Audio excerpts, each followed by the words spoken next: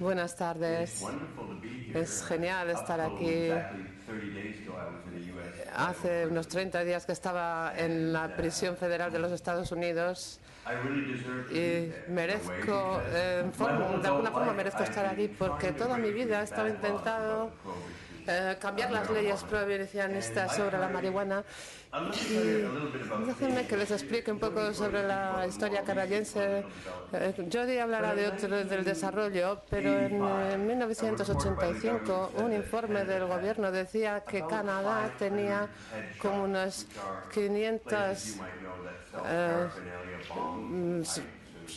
sitios como los grow shops donde se pueden vender todas las parafernalia.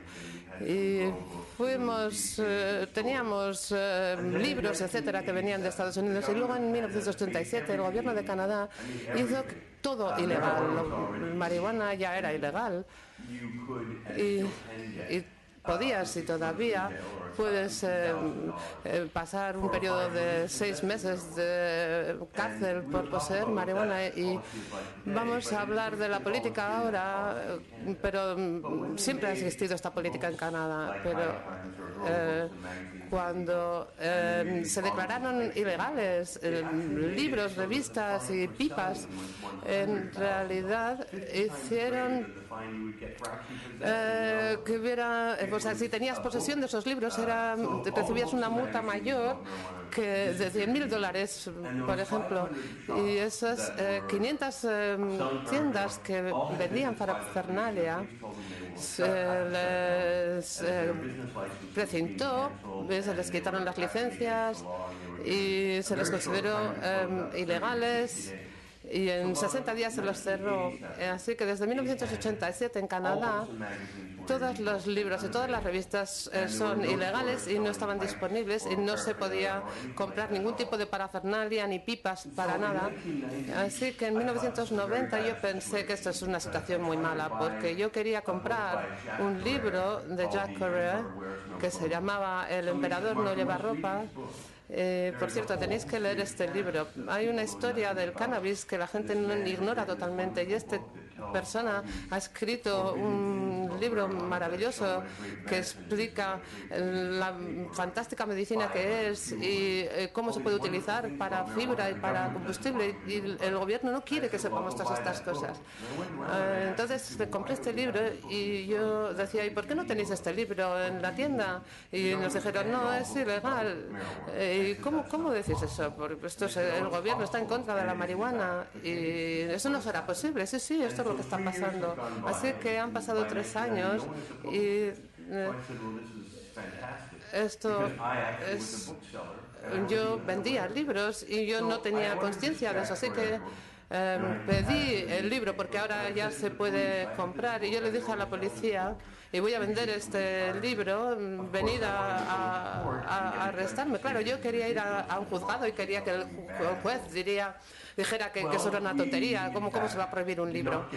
Y no nos acusaron y vendimos cientos de ejemplares y entonces dije, bueno, pues qué bien, por lo menos está bien en plan negocio. Así que obtuve un montón de libros y revistas y vendimos un montón, cientos de miles de dólares y la policía no vino a acusarme. Pero antes de mi activismo, los 25 años de activismo por el cannabis, era activista de otras cosas. Por ejemplo, no podíamos abrir tiendas en los domingos y yo abría mi tienda los domingos y me llevaron a la cárcel. O sea que esta actividad luego cambiaron las leyes y entonces ya se podía abrir las tiendas los sábados y los domingos, y luego querían prohibir la música. Compré un CD en Estados Unidos y voy a vender un disco ilegal, y entonces me vinieron, me acusaron y como yo quería para ir a juicio, y cuando fui también perdí cuando fui a la cárcel por abrir los domingos, pero luego cambiaron la ley y cuando me llevaron a la cárcel por publicar cierta música también luego cambiaron las leyes. Entonces es una forma buena de avergonzar al Estado y entonces pensé, bueno, pues haga lo que haga va a ser un buen resultado porque si gano pararán y si pierdo pues también pararán. Así que es una situación ventajosa para mí. Entonces empecé a vender y a promocionar estos libros sobre la marihuana y al final sí que fuimos a juicio en 1994 y vino un juez que quitó esta ley. Así que pensé, bueno, pues qué bien, esto es un comienzo, ahora podemos comprar estos libros legalmente y otra vez pues empezaron a entrar en el país y la gente los vendía. Y luego pensé, ahora no se pueden comprar bongs y pipas, o sea que entonces abrí una tienda, en vez de llamarle head shop, que es como tiene unas connotaciones como hippie, de fumeteo y tal. Como yo vengo de un ambiente distinto, hay una mujer que es muy popular y que yo creo que es fantástica y durante 35 años he sido un creyente en su filosofía y ella estas cosas son buenas para mí porque tengo esta imagen heroica de mí mismo que ayudo a que yo solito pueda conseguir que el cannabis se legalice en Canadá y así que cuando oigo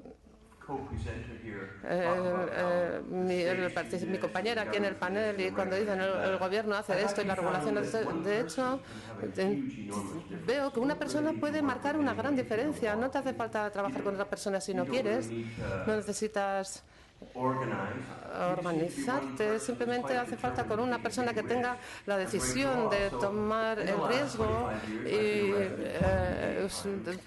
ponerse a riesgo de ser arrestado. Y durante todos estos años me han arrestado 52 veces, 23 veces he ido a la cárcel y una vez me condenaron a 5 años, pero solamente por pasar un porro. En la universidad me metieron en la cárcel 3 meses y he estado en 7 de las 10 provincias he estado en la cárcel de Canadá y vendo todas estas cosas y le llamamos la tienda del cáñamo porque si lo politizamos pensábamos si lo hacemos si es una cosa política entonces les va a costar mucho más hacer redadas y de hecho tuve razón porque ahora no hay tiendas de cáñamo, así que abrimos una en julio de 1994 y tenía un panfleto diciendo que la gente debería invitarme en cada comunidad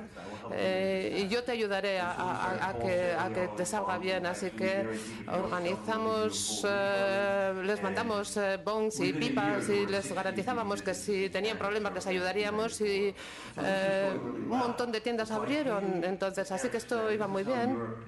Y esto es como Europa me influyó muchísimo. Fui a Ámsterdam en 1994 y estuve muy cerca de ti, pues probablemente sentado al lado tuyo, y se levantó Henk Ronkes y comentó un informe sobre Holanda, otro sobre Francia, y yo hablé de Canadá y esta persona dijo hemos vendido millones y millones de semillas y hemos afectado todos estos cambios en países y yo dije qué envidia tengo. Yo me levanté y dije me encanta este hombre, voy a hacer lo mismo que tú, así que compré un montón de semillas y me las llevé a Canadá y me convertí en la primera persona en vender semillas en América y es muy ilegal y me han hecho redadas muchísimas veces, pero en 10 años hemos vendido 4 millones de semillas. Hay cantidades enormes ahora de marihuana, tanto en Canadá como en Estados Unidos, y ahora se produce en todos los sitios. Y mi eslogan decía, vamos a recrecer el gobierno. Es una revolución pacífica, pero es una revolución, y ese término era haciendo un juego de palabras en inglés que es un poco difícil de explicar, pero que quiere decir de quitar al gobierno mediante un cultivo. Entonces, los gobiernos es que no podían con nosotros. No importa cuántos agentes tengas antidroga, nunca van a tener suficiente para contenernos, para contener esta revolución. Y entonces yo pensé, bueno, pues voy a hacer esto, voy a vender estas semillas, y vendimos millones, como os digo, y ganamos mucho dinero. De hecho, mucho, 14 millones de dólares, y el beneficio ha sido 5 millones, que de hecho he regalado. O sea que he pagado para que se incluyera la marihuana en unas encuestas en el Parlamento, pidiendo firmas, y o sea que he financiado campañas que han tenido mucho éxito, y yo creo que es una idea genial. Vendo las semillas y luego le acoso al sistema político para quitar al gobierno, derrocar el gobierno. Entonces, no se me ocurre nada mejor que cambiar el mundo, así que regalamos 5 millones de dólares en este periodo de 10 años en muchos grupos que querían legalizar, incluyendo grupos en Israel, en Nueva Zelanda, y hemos estado haciendo publicidad para el partido de marihuana. En fin, también fuimos los primeros que tuvimos una gran manifestación en Vancouver en 1995. Así que hay muchas cosas que están pasando, pero principalmente estábamos llenando de semillas en Norteamérica para crear actividad política, y la actividad política necesita dinero, y yo tengo que enfatizar que es muy importante ser un capitalista en este sentido, porque solo los capitalistas pueden competir con el gobierno. El gobierno tiene mucho poder, tiene mucho dinero, y pensé que nuestra gente necesita tener el poder del dinero, según la filosofía del capitalismo, porque cualquier otra filosofía no va a tener éxito políticamente. No puede ser anarquista, aunque yo soy muy anarquista en mis pensamientos y en mis opiniones, pero cuando queremos tener una actividad política con éxito necesitas dinero, y porque hace falta publicidad, hace falta que entren los partidos políticos para financiar todas estas cosas. Y entonces yo ganaba mucho dinero y luego se lo regalaba a la gente, y también estaba haciendo cosas ilegales cuando no me parecía lo correcto. Así que ya he estado 5 veces en la cárcel por vender semillas. Me han acusado. En 2003 fui a Canadá porque algunos jueces cuestionaban las leyes de marihuana, la prohibición. Entonces fui con un bong y fumé delante de 18 cuarteles de policía, y me detuvieron un montón de veces, pero de hecho fui a juicio y gracias a eso pude hablar de todos estos temas. O sea que llevo 25 años haciendo esto, y creo que eso tuvo una gran influencia en cambiar Canadá. Ahora en Vancouver tenemos más de 50 clubs, les llaman clubs de compasión o de compradores. Tenemos 50 en Vancouver, y ha habido como una explosión. Y publiqué una revista de cannabis durante 10 años, y tengo un catálogo de semillas. O sea que lo que hemos intentado es recrear la infraestructura de la sociedad. Teníamos filosofías de cómo extender el dinero para tener una actividad política agresiva. Yo vendía las semillas para tener muchas plantas que se pudieran vender en Estados Unidos, y de forma que agotásemos los recursos de las policías, que tuvieron que gastar un montón de millones de dólares, y al final se dieron cuenta de que me tenían que detener, y eso es lo que dijeron, que en 2005 cuando me detuvieron mencionaron que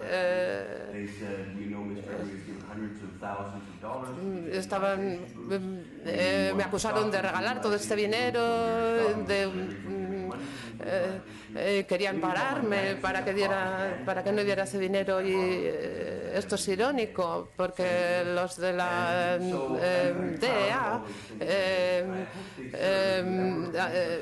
tuvieron que ir en contra de sus propias, y yo estoy muy orgulloso de esto, de mi propia historia, porque es una demostración de lo que puede hacer una persona, una sola persona, si tienes el valor de sacrificarte por una causa, y tiene un valor tremendo, no importa dónde estés, simplemente tienes que superar el miedo de ir a la cárcel, y la razón por la que tienes que tener miedo de ir a la cárcel es una cosa no muy agradable, y cada vez que sabía que hacía algo ilegal delante de una policía, de una cuartel de policía, me ponía tan enfermo que vomitaba, me ponía tan nervioso, sobre todo si sabía que me iban a detener, ya sabía que iba a ir a la cárcel, porque yo era muy famoso por eso, entonces intentaban que me estuviera mucho tiempo, me daban 3 meses por pasar un porro nada más.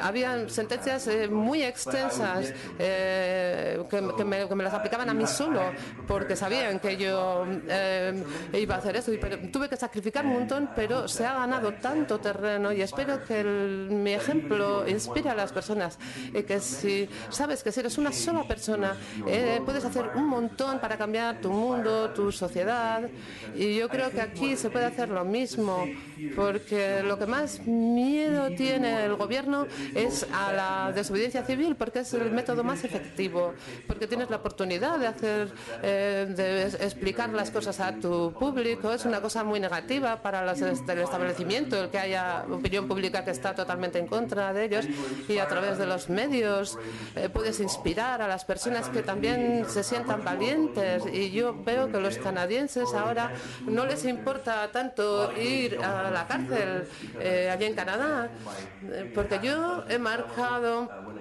un ejemplo, estoy contento cuando salgo de la cárcel, no me arrepiento, salgo contento, salgo feliz, ya sé que me merezco estar en la cárcel federal, es porque ya sé y me lo espero, ya sé que el gran demonio va a venir a buscarme, porque sé que mis campañas son muy efectivas, o sea que toda mi vida os estoy comentando ahora cuál es la situación actual en Canadá, haciendo este trabajo, el tiempo que estuve en la cárcel, qué contento estuve al salir, y vi que había avanzado mucho en mi trabajo con otras personas. Estoy muy contenta de pasar el micrófono a mi mujer Jody, que fue una de las que contribuyó a este cambio.